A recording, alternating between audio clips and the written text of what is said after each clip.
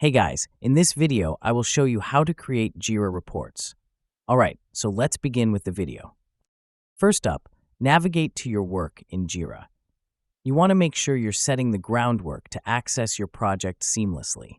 Next, we'll proceed to selecting the project you want to create a report for. As you click on the project, it will open up a dedicated view that will let you manage everything related to that specific initiative. Now, on to the project settings. After selecting your project, direct your attention to the left side of the screen and click on three dots that appear beside your project. You'll see a menu with various options. Click on Project Settings.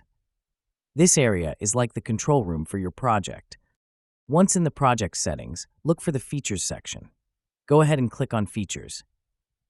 This is where Jira allows us to tailor the project tools and options to better fit our workflow needs. Moving further along on the Features page, we need to make sure that the Reports feature is enabled.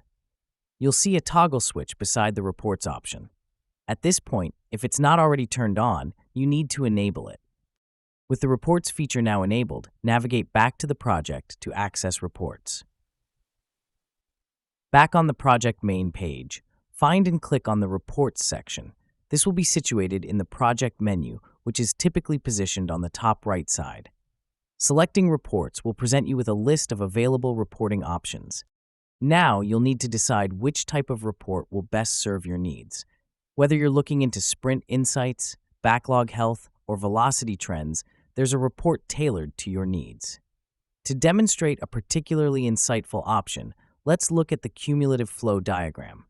Click on the cumulative flow diagram from the Reports menu.